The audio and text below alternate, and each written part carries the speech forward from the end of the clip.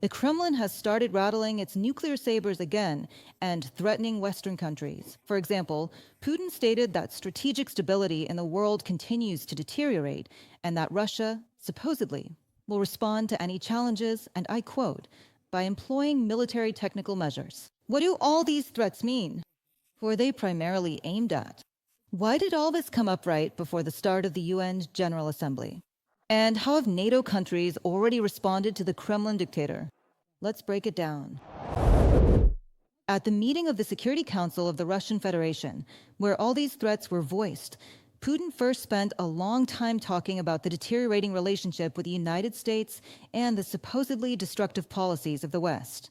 Then he declared that the Kremlin is ready to abide by the restrictions set out in the Strategic Arms Reduction Treaty, but only if the United States takes similar steps. He also said that Russia will deploy intermediate and short-range missiles, claiming this is a force measure. And all these statements were made against the backdrop of blatant provocations by the Russian Federation against NATO countries. Let us recall that on the night of September 10th, 24 Russian drones attacked Polish territory. And on September 19th, 3 Russian MiG-31 fighter jets violated Estonian airspace. Vladimir Putin is likely trying to get a clearer picture of how NATO responds to provocations, as well as to lower European sensitivity to violations of their sovereignty. But there is another important element in this story.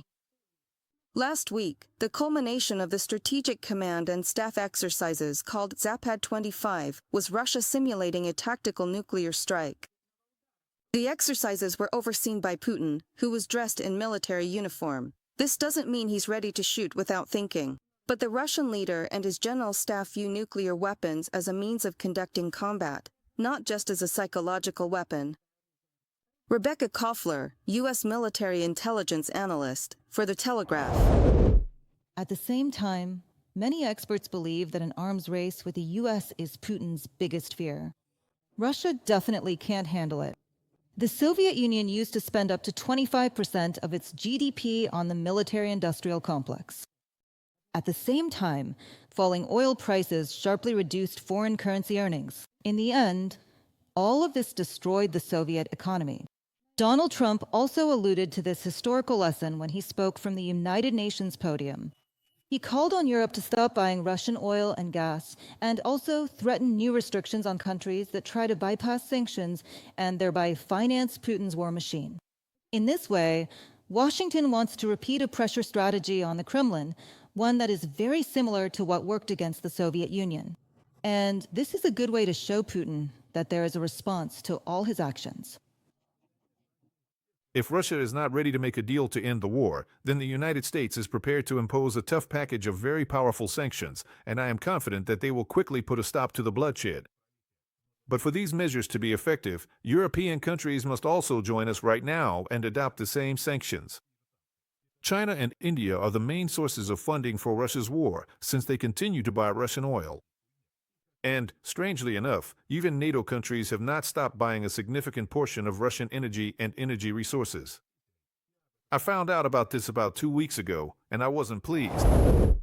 Putin made his latest nuclear threats right before the UN General Assembly, aiming for maximum impact. There were expectations that the audience would react to his words and, instead of supporting Ukraine, would start talking about nuclear parity. However, that calculation didn't work out. World leaders stated that Russia, through its actions, is only accelerating its military and economic isolation, and that nuclear blackmail is unacceptable. And President Volodymyr Zelenskyy emphasized that the Kremlin dictator is afraid of negotiations with Ukraine. His main goal is for the bloody war to continue. And in the foreseeable future, there are no signs that Moscow will return to the principles of the UN Charter. The Russian representative is present here, but of course, it's not the one who actually makes the decisions. That person is afraid to sit face-to-face with Ukraine and the world and openly admit that he wants only war. Instead, Putin sends delegates who cannot and do not want to stop the bloodshed. And when he does appear abroad, in Beijing or somewhere else, it's only to buy time for more killings, pretending to seek diplomacy. NATO has also emphasized that the response to Russia's reckless actions will be decisive. For example, Estonia, in light of Russian fighter jets violating its airspace, is ready to host British nuclear weapons on its territory. Poland has stated that it will shoot down any objects that violate its airspace and pose a threat. Sweden and Lithuania have made similar statements. At the same time, alliance forces have ramped up Operation Eastern Century, which translates as Eastern Sentinel. This means that additional equipment from the United Kingdom, France, and Germany will be moved to the eastern borders. NATO is also deploying new radar surveillance systems and interception tools to assess threats more quickly and accurately. We will ensure that we have the ability to deter the enemy wherever necessary. Yes, we are a defensive alliance, but we are not naive. That's why we see what's happening and we know whether it's intentional or not. If it is intentional, then it is blatant incompetence. And of course, even if it is incompetence, we will still have to defend ourselves. We do not want Russia to continue moving in this dangerous direction, whether intentionally or not, but we are ready and will defend every inch of Allied territory. Former Supreme Allied Commander of NATO, James Stavridis, is convinced that the main thing alliance forces need to take into account is Ukraine's experience in fighting drones. They should use interceptor drones, inexpensive directed energy systems, and electronic warfare tools. In addition, NATO needs to revise its rules of engagement for Russian provocations, including the possibility of shooting down not only UAVs but also aircraft in the event of a direct threat. By the way, this idea was also supported by US President Donald Trump.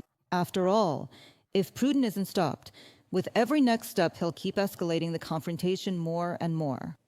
Most importantly, the alliance must warn Russia about the tightening of the rules of engagement, and that any further incursions will be met with more decisive responses, including retaining the right to shoot down both drones and manned aircraft.